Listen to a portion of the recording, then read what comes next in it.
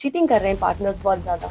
तो जहां घर के अंदर दो लोगों के अंदर नाचाकी हो या समहाउ कम्युनिकेशन लैक करे, फैमिली डिनर साथ करती है और ये उनकी रूटीन बनी हुई है, तो वो सारी जिंदगी साथ रहते हैं। ये खाना घर पे होना चाहिए और dinner time is the most important time जब फैमिली आपस में मिंगल करती है और आपस में एक दूसरे के रूटीन शेयर करती है। ऐसा होता है डॉक्टर साहब, किसी रीजन के बगैर भी सामने वाला पार्टनर है या मदर ही क्यों ना है, जो भी जिसको आप सुना रहे हैं, वो इंटरेस्टेड नहीं होते। ट्रेनिंग प्रोग्राम है जिसमें ये कहते हैं कि पहले सामने वाले की दुनिया में जाओ, फिर उसे अपनी दुनिया में लेके आओ। अच्छा, हम सबकी बड़ी ख्वाहिश है कि लोग हमें पसंद करें। डॉक्टर आमिर लियाकत की डेथ हुई थी, उस वक्त मैंने एक वीलॉग किया था कि हर उरूज को ज़वाल है। बिल्कुल ऐसा। बिस्मिल्लाहिर्रहमानिर्रहीम, अस्सलाम वालेकुम। पॉडकास्ट के एक और एपिसोड के साथ मैं आपकी मेज़बान अरसला नूर आपकी खिदमत में हाजिर।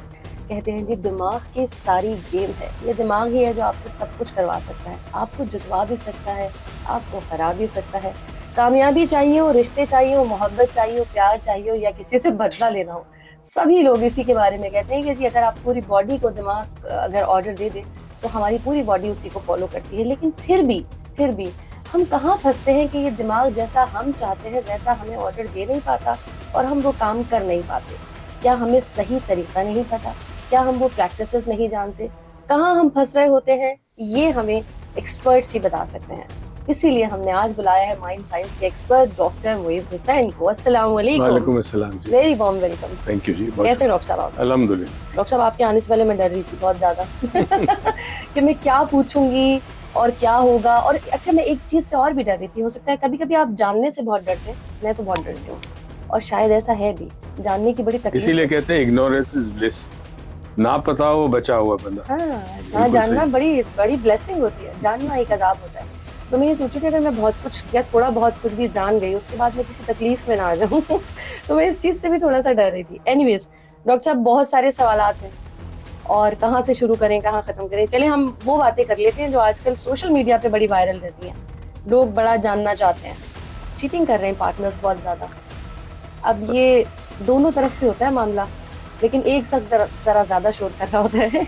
कैसे इसको आइडेंटिफाई करें कि ये चीटिंग हो रही है? चले कभी कभी समझ में नहीं आती ना आपको। चले बिस्मिल्लाहिर्रहमानिर्रहीम। देखिए जी, बात ये कि जिस दौर में हम रह रहे हैं, इस दौर में हमारी तरजीहात चेंज हो गई है। हमारी अखलाकियात, हमारी वैल्यूज़, वो जो प्रिंसिपल्स हमें दिए थे वालिदैन ने, माशरे ने, वो सब चेंज हो गए बिकॉज माशरा चेंज हो गया। सोशल मीडिया पे आप देखते हैं it's so easy to get a girlfriend, it's so easy to cheat, बहुत सारे मौके आपके पास अवेलेबल है। तो जहां घर के अंदर दो लोगों के अंदर नाचाकी हो या समहाउ कम्युनिकेशन लैक करे, वहां ये प्रॉब्लम शुरू होता है। तो अक्सर मैं कहता हूं कि शादी के फौरन बाद मियाँ बीवी एक चीज डिसाइड कर ले कि हम दोनों एक दूसरे के सबसे अच्छे दोस्त, सबसे अच्छे राजदार, और हम एक दूसरे की रिस्पेक्ट करेंगे दूसरों के सामने भी और उसके अलावा भी। अगर ये तीन फैक्टर्स किसी भी रिलेशनशिप में हो, चाहे वो मैरिज हो, मंगनी हो या दोस्ती हो, अगर ये तीन चीजें होंगी तो वो रिश्ता मजबूत होता है। अब प्रॉब्लम ये हो गया है कि तीनों में से एक या तीनों गायब हो चुकी है रिश्तों में। बिल्कुल ठीक है, जिसकी वजह से आसानी हो जाती है। फिर मर्दों में एक होता है 40 इयर्स की एक एज होती है, 40 इयर्स में बाज दफा अवेकनिंग होती है, एक प्रोसीजर। अभी थोड़ी देर पहले एक हमारी स्टूडेंट जो किसी जमाने में 8 साल की होती थी, वो सारे लेक्चर्स अटेंड करती थी, वो अपनी अम्मा के साथ आई। अभी माशाल्लाह MBA मार्केटिंग हो चुकी है, वर्किंग इन ऑर्गेनाइजेशन, बड़ी अच्छी पोजीशन पे। अभी उसकी एज नहीं है मगर उसमें एक अवेकनिंग शुरू हो गई है, which is more of a spiritual awakening. Okay. उसमें you feel emptiness, you don't like to meet people, आप किसी से बात करना पसंद नहीं करते, आप सोचते रहते हैं कि मेरी जिंदगी का मकसद क्या है, मैं क्यों आई हूँ, जबकि इस एज में नहीं होना चाहिए, मगर उसका हो गया है। तो अभी मेरे पास आई थी वो। अब मर्दों में अक्सर ये होता है कि 48 का मिड लाइफ क्राइसिस शुरू हो जाता है, विच मीन्स कि बहुत कुछ उन्होंने अचीव कर लिया है, शादी हो गई, बच्चे बड़े होने लगे हैं, कारोबार है, अच्छी जॉब है, अच्छी पोजीशन है, there is nothing more, no excitement in life, no challenge. जिंदगी में अगर चैलेंज खत्म हो जाए तो जिंदगी बड़ी मोनोटनस हो जाती है, प्लेटो आ जाता है। ओके। अब एक रास्ता तो ये कि कोई नई गर्लफ्रेंड शुरू कर दें, सेक्रेटरी के साथ अफेयर चल दें। दूसरा ये भी हो सकता है कि आप कोई नई हॉबी शुरू करें, आप कोई नई एक्टिविटी शुरू करें, आप फ्रेंड्स के साथ रहें। तो अमूमन लोग जो है वो, उनका ध्यान इस तरफ ज्यादा होता है। बेगमात बच्चों में बिजी है, घर संभाल रही है, तो वो शायद कम्युनिकेशन नहीं हो पाती, बीवी भी अटेंशन नहीं दे पाती, तो फिर इवेंचुअली ये एक खलीज बढ़ती जाती है। तो अब बहुत सारे रेड फ्लैग्स हैं। नंबर 1 एक चीज ये है कि अगर आपका शौहर या आपकी बीवी पासवर्ड लगा ले अपने फोन पे, that's 1 red flag. Oh my God, ये तो अच्छा। कितने सारे लोगों ने लगाए हुए हाँ, हैं। दूसरा ये है कि अगर दो में से कोई भी वॉशरूम में जाकर वहां बात कर रहा है या टेक्स्ट कर रहा है और आपको अंदाजा होता है, दैट्स अगेन ये भी हर घर की कहानी है डॉक्टर साहब। तीसरी चीज ये है कि अगर वो आपकी छोटी सी बात पर झगड़ा करने लगता है या आर्ग्यू करने लगता है फॉर स्मॉल रीजंस, तो इसका मतलब is not interested in home, घर में इंटरेस्ट नहीं ले रहा वो। ठीक है, फॉर एग्जाम्पल आपने कहा कि देखिए बहुत कारपेट बहुत पुराना हो चुका है, इट्स टाइम कि हम उसको चेंज करें, तो वो बिला वजह बहस करता है, पैसे नहीं है, फालतू खर्चा क्यों करना है। तो इट मीन्स कि वो एजिटेटेड है, वो नहीं चाहता आपसे कम्युनिकेट करना। और भी रेड फ्लैग्स हैं, फॉर एग्जाम्पल ये है कि बाहर वक्त ज्यादा गुजारता है, घर में कम वक्त गुजारता है। होना ये चाहिए कि जब शौहर और बीवी रात को बैठे हो, बेस्ट टाइम है डिनर टाइम होता है। कोई लंच पे वो अपने ऑफिस में होता है, लंच खातून घर पे करती है, जो डिनर टाइम होता है उस वक्त अगर दोनों बैठे हो तो दोनों अपने पूरे दिन के रूटीन को एक दूसरे को बताएं पूरे। और यही आदत बच्चों में डालें कि अच्छा आज क्या हुआ स्कूल में। ये जो कम्युनिकेशन होती है ओवर डिनर टेबल, ये बहुत इंपॉर्टेंट है, ये आपको क्लोज करती है एक दूसरे से। सबसे बड़ा प्रॉब्लम क्या होता है खातून का, शौहर छुपा रहा है कुछ, मर्द को नहीं होता कि बीवी छुपा रही है, ऐसा क्यों है वैसे डॉक्टर साहब? नेचर इतनी जबरदस्त है ये। बेसिकली ये है कि औरत जो है ना वो इनसिक्योर है। देखिए चले जाए कदीम जमाने में जब इंसान गारों में रहता था, मर्द घर से बाहर निकलता था शिकार की तलाश में, खाने की तलाश में, औरत घर पे रहती थी। औरत को ये नहीं पता कि वो वापस जिंदा आएगा कि नहीं आएगा, ये हमारे जीन्स में दब गई है ये बात। तो अब औरत जो है वो चाहे कितनी पढ़ी लिखी क्यों ना हो, उसको ये तजस्सुस जरूर होता है कि मेरा शौहर मुझे बताए कि वो कहाँ गया था, कब आएगा। उसका अच्छा लगता है उसको कि ही शेयरिंग विथ मी। वो जो लाइफ आपने शेयर करना बंद कर दी है, ये आपको दूर कर देती है एक दूसरे से। तो I think there many red flag. And आज के दौर में मुझे सबसे बड़े अफसोस की बात ये कि शादियां टूट रही हैं, तलाक बड़ी कॉमन हो गई है, और इनको ये नहीं पता कि इनके जो बच्चे हैं उन पे क्या असर होगा। सिंगल मदर या सिंगल फादर के बच्चों के साथ क्या होता है, आपको अंदाजा है? बिल्कुल सही। अभी जो डिनर वाली बात की थी डॉक्टर साहब, मैंने भी ये कहीं सुना था कि कोई फैमिली डिनर साथ करती है और ये उनकी रूटीन बनी हुई है, तो वो सारी जिंदगी साथ रहते हैं बिकॉज वो मेन टाइम आपका होता है। अलग अलग भी हो जाए तो वो कनेक्शन में वैसे ही रहते हैं जैसे फैमिली बॉन्डिंग होती है, चाहे वो दूसरे मुल्क में रहते हो, दूसरे शहर में रहते हो। ये डिनर साथ करना बहुत इंपॉर्टेंट है। आज बच्चे कहते हैं अम्मी मुलाजिम को खाना मेरे कमरे में पहुंचा दे। ट्रू, ऐसे दिस इज हैपनिंग राइट। या बाहर खा लेते हैं, या बाहर खा लेते हैं, या बाहर से आ जाते हैं। ये खाना घर पे होना चाहिए। और dinner time is the most important time जब फैमिली आपस में मिंगल करती है और आपस में एक दूसरे के रूटीन शेयर करती है। ठीक है, अच्छा ये जो रूटीन शेयर करने वाली बात की, इससे मुझे एक सवाल भी जहन में आया कि करना तो चाहिए, सही तरीका भी यही है कि आप एक दूसरे को अपनी लाइफ के बारे में पूरे दिन के बारे में बता रहे हो, लेकिन कभी कभी ऐसा होता है डॉक्टर साहब, किसी रीजन के बगैर भी सामने वाला पार्टनर है या मदर ही क्यों ना है, जो भी जिसको आप सुना रहे, वो इंटरेस्टेड नहीं होते सुनने में। उनका इंटरेस्ट कैसे डेवलप करें? तो आप उनसे पहले ऐसी बात करें जिसमें वो इंटरेस्टेड है। रिमेंबर एक चीज याद रखें, हमेशा एक एनएलपी का एक उसूल है। एनएलपी एक बड़ा जबरदस्त ट्रेनिंग प्रोग्राम है जिसमें ये कहते हैं कि पहले सामने वाले की दुनिया में जाओ, फिर उसे अपनी दुनिया में लेके आओ। तो पहले गुफ्तगू वो करे जिसमें वो इंटरेस्ट लेता है। जब वो इंटरेस्ट लेना शुरू करेंगे, फिर अपनी गुफ्तगू को AND और उर्दू में और उसके साथ जोड़ें। यानी जैसे मुझे पता है तुम्हें सब्ज रंग बहुत पसंद है और तुम वहाँ के तुम्हें बहुत अच्छी लगती है साड़ियाँ, और मैं चाहता हूँ कि आज तुम ये बात सुनो मेरी। तो वो सुनेगी आपकी। क्यों सुनेगी? क्योंकि पहले आपने उसको उस मोड में लाया जिसको एग्रीमेंट मोड कहते हैं या इंटरेस्ट मोड कहते हैं। उस मोड में जब वो आएगी तो खुद ब खुद आपकी बात सुनेगी। सही है, सबसे पहले दाना डालना। ठीक हो गया। अच्छा, हम सबकी बड़ी ख्वाहिश है कि लोग हमें पसंद करें, हम बड़े मकबूल हो जाएं, हर शख्स हमारी इज्जत करे और दिल से भी करे, लेकिन ऐसा हो नहीं रहा। इसके लिए भी कोई प्रैक्टिस है? देखिए एक चीज याद रखें, दिल का तो हम कुछ नहीं सकते कि दिल का हाल रब जाने। मगर आप मकबूल होना चाहते हैं, आप फेमस होना चाहते हैं, याद रहे हर फेमस और मकबूल की एक प्राइस पे करनी पड़ती है। आपने जब डॉक्टर आमिर लियाकत की डेथ हुई थी, उस वक्त मैंने एक वीलॉग किया था कि हर उरूज को ज़वाल है। बिल्कुल ऐसा ही है, ठीक है। ऐसा ही। जब आप मकबूल होते हैं और मशहूर होते हैं तो ज़ाहिर है लोग आपको पसंद करते हैं, आपकी हिट्स जाती हैं, आपकी सोशल मीडिया पे लोग आते हैं, फॉलो करते हैं, but then a time comes when suddenly somebody else is better than. खूब से खूब तर्क होगा ना, आज ये कल वो हो गया। अब यहाँ आपको एक प्रॉब्लम हो जाती है, डिप्रेशन हो जाती है, all of a sudden attention. हर इंसान के अंदर एक कमजोरी है, चाहे मर्द हो या औरत हो, वो है अटेंशन। मैं आपको एक मिसाल दूं, गीबत बहुत बड़ा होना है, बहुत बड़ा होना है। गीबत सबसे ज्यादा कॉमन है औरतों में, औरत सबसे ज्यादा गीबत करती है, राइट। अब इसका इलाज मैं बताता हूँ गीबत का। जिस औरत को गीबत की आदत, उसको बोलो दिन में 2 दफा दीवार के सामने खड़ी होकर गीबत कर किसी की, वो नहीं कर सके। जैसे ही वो कुछ थोड़ा बोलना शुरू करेगी किसी के बारे में, एक्स के बारे में, वाइफ के, थोड़ी देर बाद वो बोल नहीं सकेगी, चुप हो जाएगी। क्यों? सामने से अटेंशन नहीं मिलेगी। जब वो गीबत किसी से करती है तो वो कहती है हाँ अच्छा और बताओ और बताओ, तो यहाँ बात से बात बढ़ती है, राइट। तो अब ये जो प्रॉब्लम है कि मशहूर होने का, तो मशहूर होने में गीबत से भी बंदा मशहूर होता है, तोहमत लगाने से भी मशहूर होता है। कारकर्दगी से मशहूर होने वाले लोग दुनिया में बहुत कम है।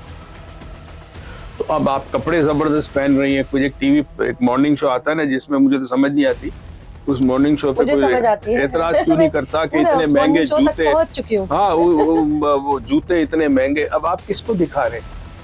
Middle class, lower middle class housewife सुबह टीवी देखती है, वो अफोर्ड नहीं कर सकती, ये चीजें अफोर्ड नहीं कर सकती। जो अफोर्ड कर सकती है वो तो सो रही होती है, वो तो 9 बजे नहीं उठती। अब वो खवातीन जो अफोर्ड नहीं कर सकती, वो अननेसेसरी प्रेशर डालती है अपने शौहरों पे, घर के अंदर नाचाकी शुरू हो जाती है। तो फेमस बनने का सबसे बड़ा राज ये है कि मैं आपको एक सवाल, 2 सवाल आपसे पूछता हूँ। मैंने अक्सर पूछता हूँ और मेरे पास का जवाब, मैं डर रही हूँ। नहीं कोई बात ओके। आप क्या कमाते हैं और आप कहाँ रहते हैं? ये मैं अपने आप से पूछता था कई साल पहले। मेरे टीचर ने मुझे बताया था, जब मैंने बहुत सारी चीजें मैंने मुख्तलिफ ममालिक से सीखी है, तो मुझे उसने पूछा कि तुम क्या कमाते हो? समझ नहीं आया मैंने क्या कमाता हूँ। मुझे इसका जवाब आ गया ना, बस समझ आ गया। अगर आप दुआएं कमाते हैं, आप दुआएं कमाते हैं और आप लोगों के दिल में रहते हैं, बस इतना काफी है। ये बहुत बड़ी चीज है। सबसे बड़ा फेमस ये है कि मरने के बाद भी, मुझे याद है गजल सलाम थी, हम टीवी पे, मैंने 1.5 साल मॉर्निंग शो के अंदर मेरा एक सेगमेंट होता था और वो माइंड पावर के नाम से, it became a hit programme. उस वक्त 3 चैनल पे मॉर्निंग शो आता था सिर्फ, ठीक है। तो लास्ट मेरा प्रोग्राम था, तो गजल ने मुझसे पूछा कि आपकी सबसे बड़ी ख्वाहिश क्या है? तो मैंने कहा मरने के बाद जिंदा रहूं। तो बड़ी हैरान, क्या मतलब है आपका? मैंने कहा जो इल्म मैंने लोगों को दिया है वो जब तक उनके दिलों में रहेगा मैं जिंदा रहूंगा, ठीक है। तो सबसे बड़ा मकबूलियत या शोहरत ये है जो कि कभी खत्म नहीं होती, कि आप लोगों के दिल में रहें। अगर आप लोगों के दिल में रहेंगे तो कभी आपको जवाल नहीं आएगा, आपका उरूज अपनी जगह पे रहे। ऐसे अशरफ साहब कहने में तो बड़ा अच्छा लगता है, मुझे भी अच्छा लगता है। मैं भी जब करती हूँ कोई भी चीज़, तो मेरे दिमाग में चल रहा था कि बस लोग मुझसे प्यार करें, मुझे इज्जत मिले, और मैं यही, मेरी प्रायोरिटी भी यही होती है, क्योंकि आप जैसे बहुत अच्छे लोगों से मेरा कनेक्शन रहा है, बहुत उस्ताद लोगों से, समझे इस तरह।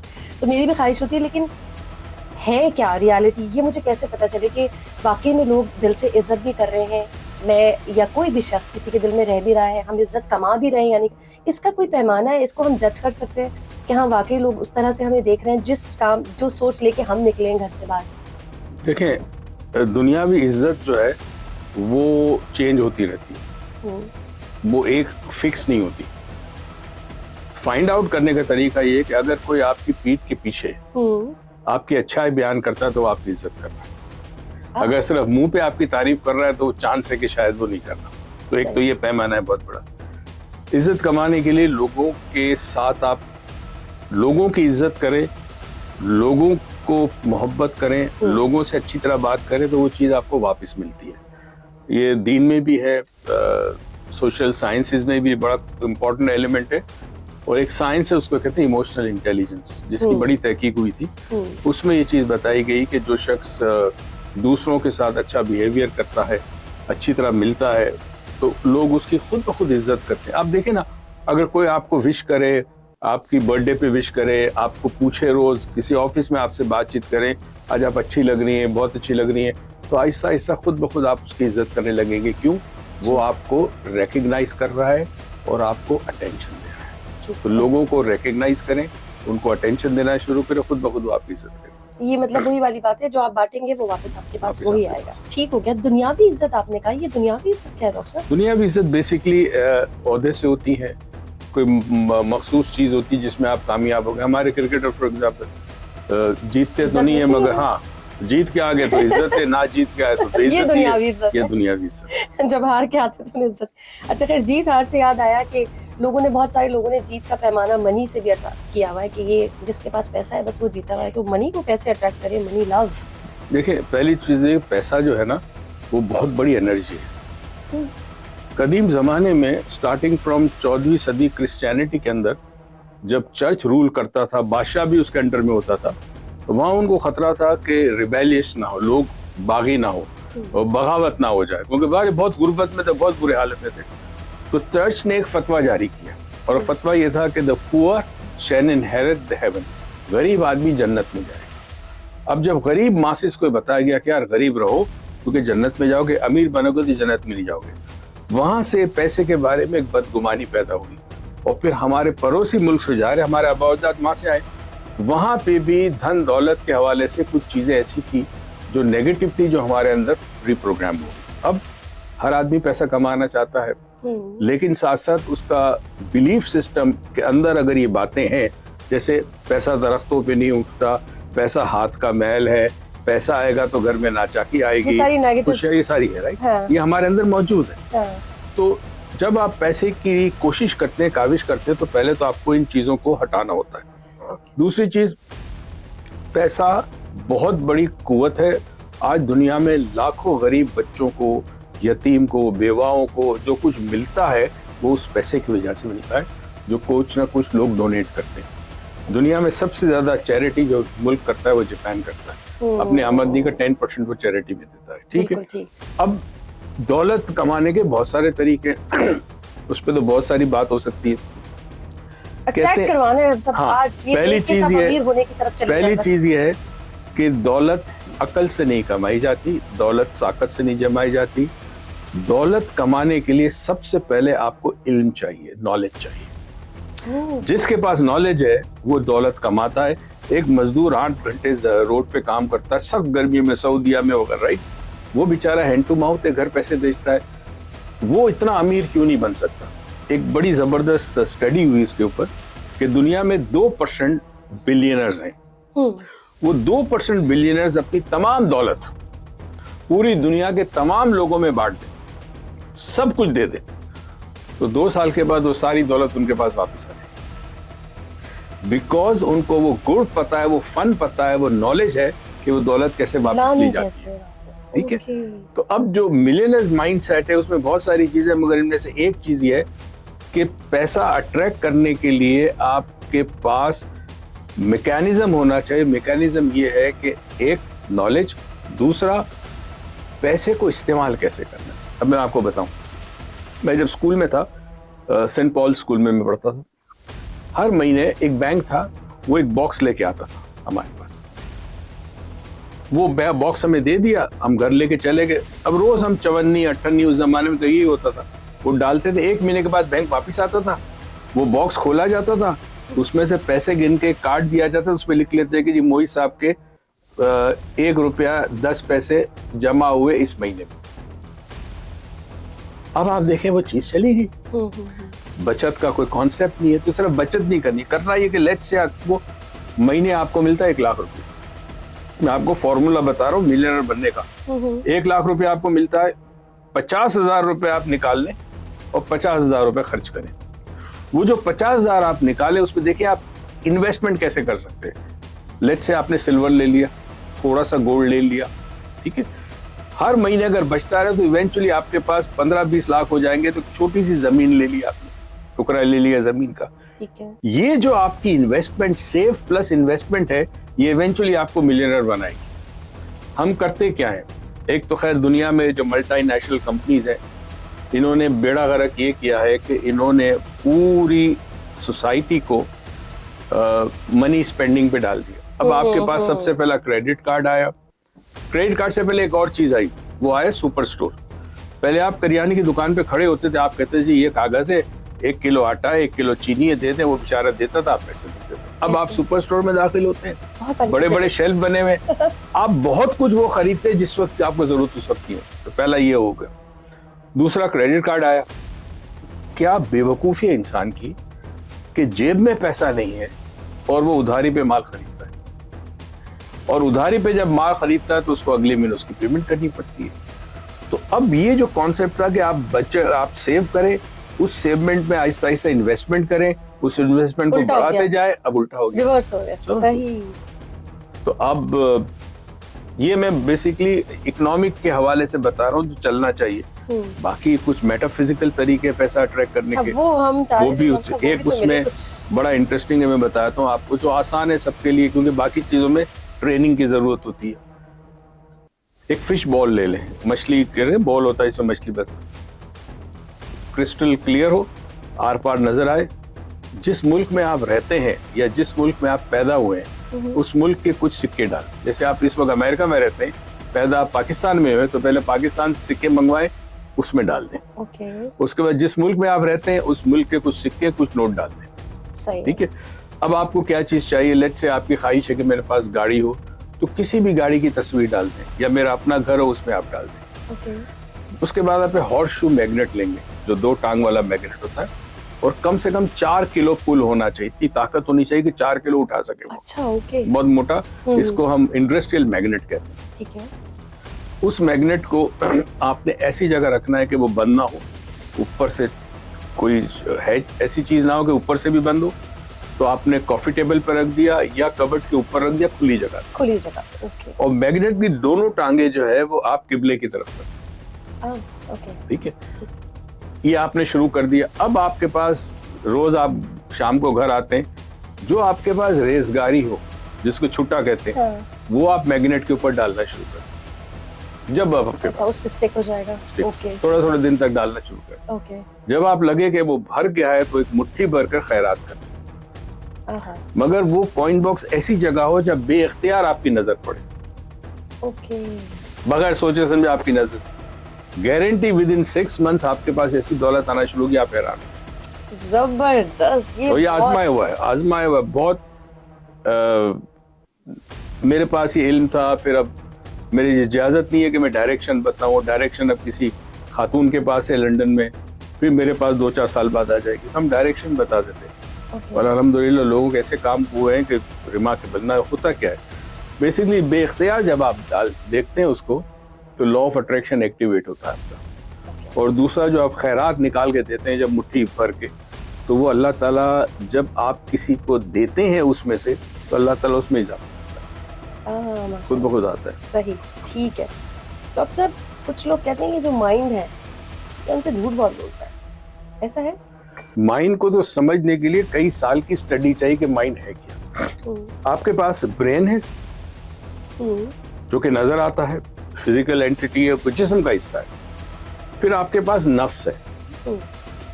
अब कुछ जगह कहते हैं माइंड नफ्स है, कुछ जगह कहते हैं कि रूह जो माइंड है आपका।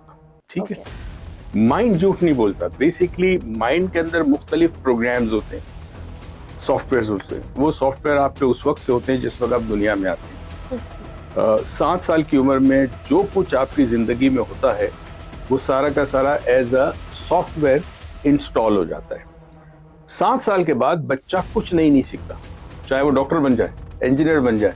वो जो 7 साल पहले के जितने प्रोग्राम्स हैं जिसमें बिलीफ है, उसके जरिए वो सब कुछ सीखता है। तो इंसान 7 साल के बाद कोई नया नहीं सीखता। Okay, same thing. इसको उसको एक प्रोसेस होता है कि उस मॉडिफिकेशन होती है, डिलीशन होती है इंफॉर्मेशन की, बड़ा कॉम्प्लेक्स सिस्टम है। अब बेसिकली झूठ आपसे इसलिए बोलता है कि आपकी जो नफ्स है, जो ख्वाहिशात आपकी है, वो ज्यादा ताकतवर होती है। वो नहीं चाहती कि माइंड आपसे सच कहे, पहली चीज।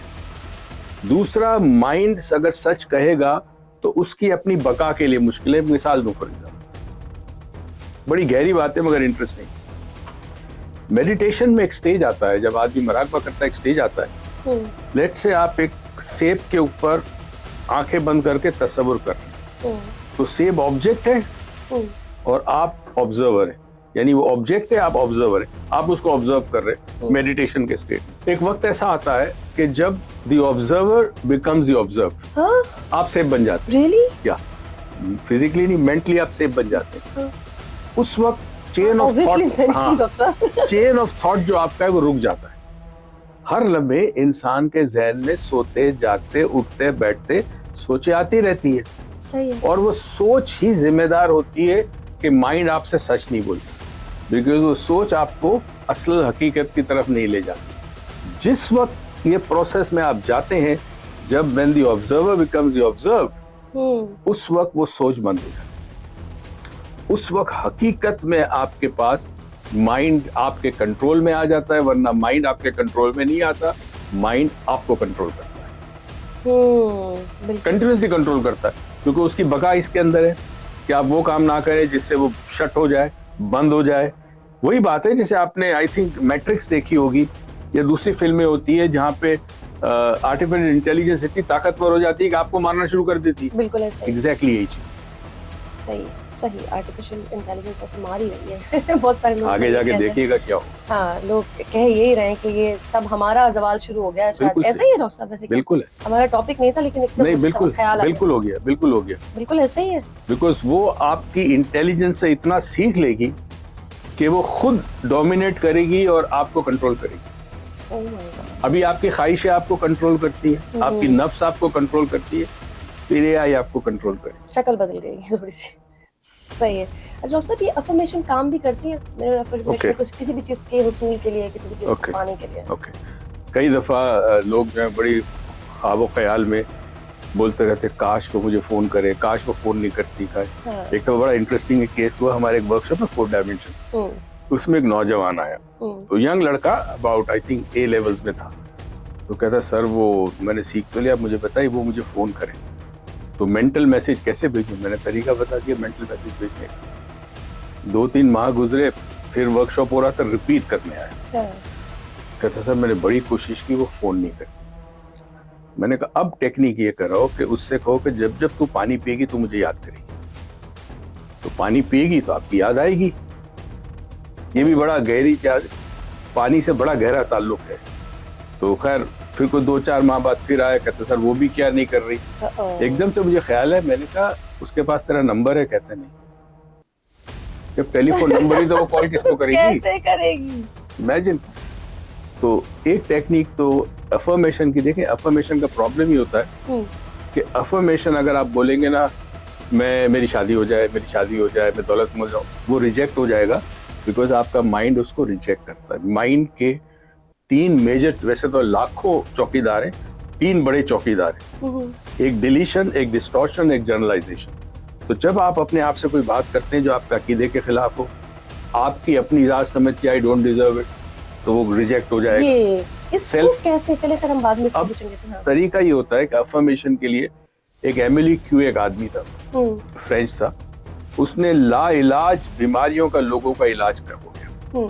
डॉक्टर वो दवाई नहीं देता था, वो सिर्फ ये कहता था कि जब जब तुम्हें याद आए 24 घंटे उठते बैठते चलते फिरते सिर्फ ये कहो, every day in every way I am getting better better and better. Every day in every way I am getting better better. लोग बोलना शुरू किया, तस्बीह की तरह पढ़ते रहते थे, उनकी बीमारियां ठीक हो गई। ये हिस्ट्री के अंदर अगर आप एमिली क्यू को आप सर्च करेंगे, आपको गूगल पे मिल जाएगा। तो होता ये है, दीन में कहते हैं कि कुछ वक्त ऐसा होता है जब इंसान की दुआ कबूल होती है, कबूलियत वक्त की बात होती है। अब आप पूरा दिन कह रहे हैं मेरे पास दौलत आ रही है, मेरे पास दौलत आ रही है, मेरे पास दौलत आ रही है। एक तो आपने आएगी नहीं करना, आ रही है या आ चुकी है, इसको भी आइडियली आ चुकी प्रेजेंट में। मैं तो इतना दौलतमंद हूँ, मेरे पास तो बहुत कुछ है, लोग मुझे कितना पसंद करते हैं, मैं कितना पॉपुलर हूँ, कितना, ये बोलते रहे। वो लम्हा आएगा जब कबूलियत की घड़ी होगी, वो अफर्मेशन आपके सबकॉन्शियस में चला जाएगा। बेसिकली कॉन्शियस माइंड हर सजेशन को चेक करता है और उसे रिजेक्ट करता है या उसको चेंज कर देता है। मगर वो जो घड़ी होती है कि जिस वक्त ये तीनों चौकीदार कुछ लम्हात के लिए सो जाते हैं, मिसाल के तौर पे, या अटेंटिव नहीं होते, तो उस वक्त आपका वो सजेशन जो सबकॉन्शियस में एक दफा चला गया, it's like putting a seed in the soil, वो पौधा मिलेगा ही मिलेगा आपको, दरख्त उगेगा ही उगेगा। तो एक तो वो चीज़ है। अब कुछ साइंटिफिक थ्योरी ये कहती है हमारे ब्रेन में जिस तरह हार्ट बीट करता है, ब्रेन जो है वो पल्सेट करता है, धड़कता है, बिजली है उसके अंदर। उन्होंने रिसर्च ये की कि नॉर्मली जिस वक्त में हम सब बैठे हुए, हमारी ब्रेन फ्रिक्वेंसी बीटा है। बीटा इज अबाउट 12 साइकिल्स पर सेकेंड, 14 साइकिल्स पर सेकेंड है। किसी तरह अगर इसको हम लो ले जाएं, विच इज अबाउट 10 से नीचे ले जाए, 7 पे ले जाए, उस वक्त हम अफर्मेशन देंगे तो एक्सेप्ट हो जाएगा। प्रॉब्लम ये कि जैसे ही फ्रीक्वेंसी लो होगी हम सो जाएंगे। ठीक है। तो दुनिया में फिर ट्रेनिंग, जैसे सिल्वा मेथड, दुनिया में ट्रेनिंग डेवलप हुई कि किस तरह लोगों के ब्रेन को प्रोग्राम करना है कि वो ब्रेन फ्रीक्वेंसी बीटा से अल्फा में जाए या थीटा में जाए मगर सोए ना। उस वक्त जो शख्स सोचता है वो अट्रैक्ट करता है अपनी जिंदगी के अंदर। खुद ब खुद हालात ऐसे होंगे, कोई दोस्त मिल जाएगा, कोई अपॉर्चुनिटी मिल जाएगी, कुछ हो जाएगा, आपके पास पैसा आ जाएगा। इसके लिए प्रॉपर प्रैक्टिसेस और आपको सारे दुनिया में जब इतनी तहकीक की है तो इसके लिए तो प्रैक्टिस और टेक्निक लगाना पड़ेगी, सीखना पड़ेगा। डॉक्टर साहब, माइंड ये जो अभी बात कर रहे थे ना कि अपने आप को कहना है कि मैं नहीं कर सकती, ये चीज इंसान कैसे खत्म कर सकता है अपने अंदर से कि ये तो काम मैं नहीं कर सकता, ये तो मैं नहीं कर सकती, तो बड़ा मुश्किल है। ये भी क्या कहने से ठीक हो जाएगा? यूके के अंदर आज से कई साल पहले एक स्टडी हुई, कई साल तक वो स्टडी चली। उस स्टडी में पता चला कि एक आम बच्चे को उसके माँ बाप एक साल में 60,000 टाइम्स कहते हैं नो। यस, ऐसा ही नहीं हो सकता, तुम कर नहीं सकते, ये क्या कर रहे हो ये।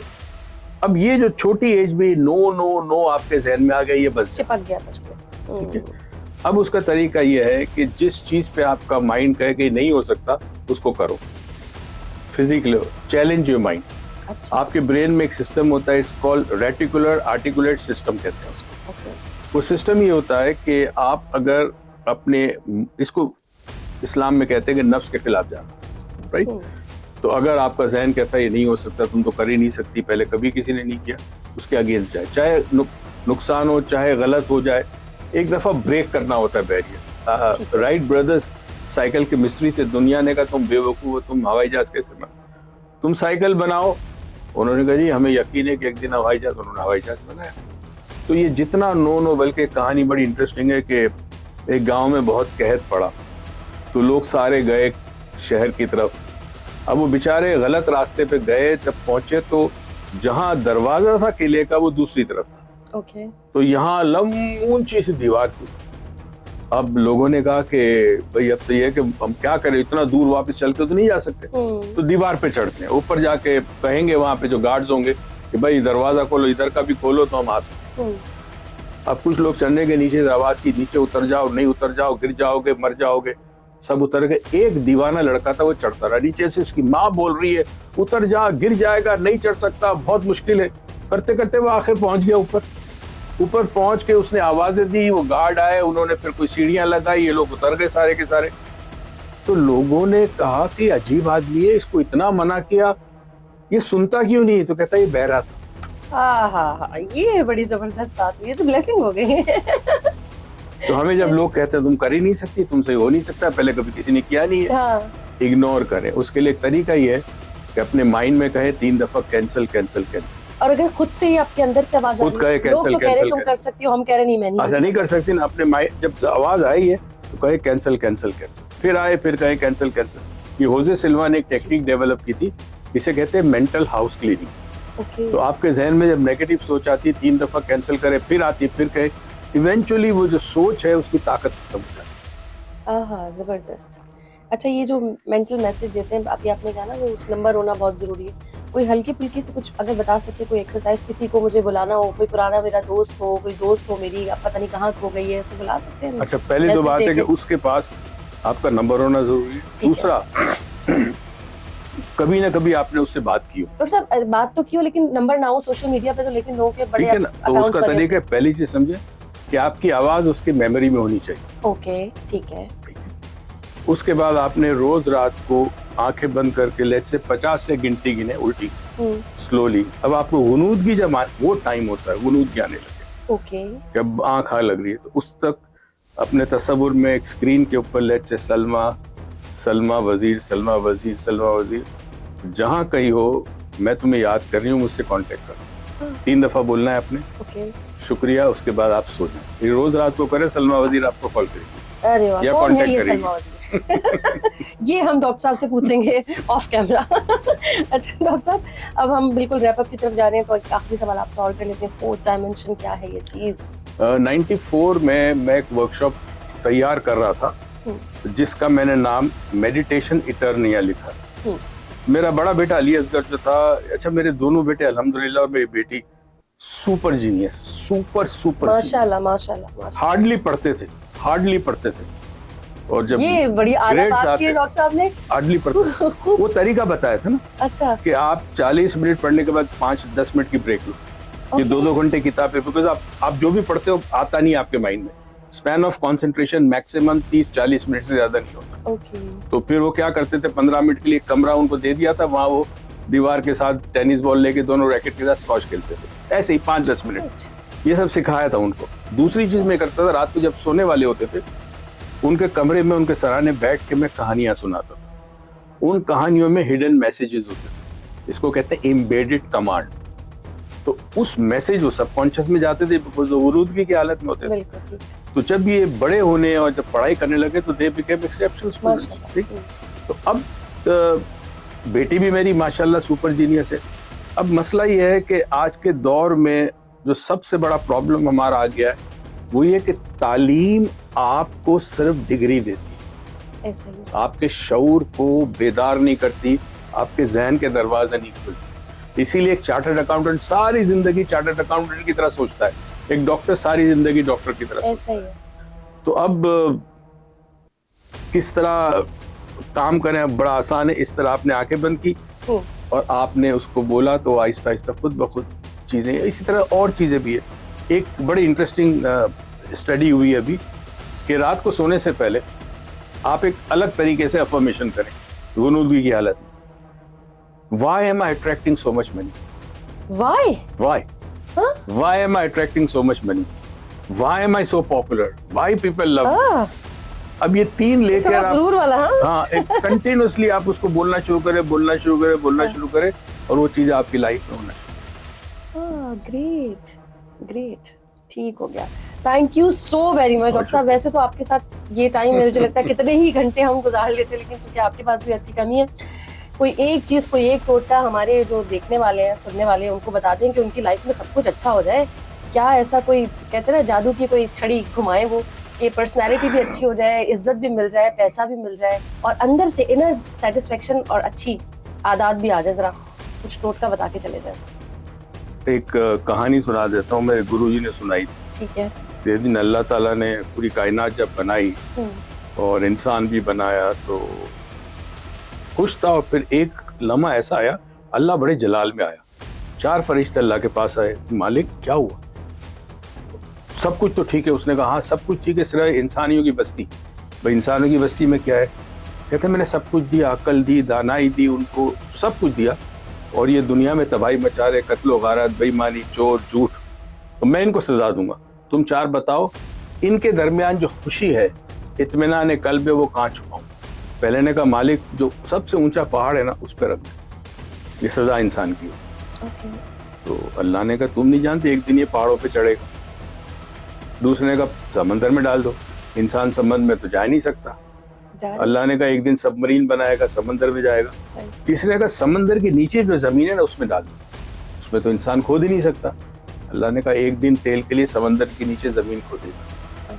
चौथा खामोश था। अल्लाह ने कहा तू बता। उसने कहा मालिक ये पूरी कायनात ढूंढेगा, सिवाय एक जगह है वो खुद उसके अंदर। बिल्कुल सही। Thank you so very much.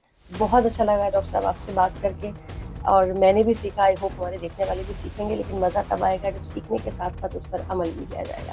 अपना बहुत ख्याल रखिएगा। मज़ीद वीडियोस और पॉडकास्ट देखने के लिए हमारा YouTube चैनल सब्सक्राइब करें। Cure Pakistan, live long Pakistan.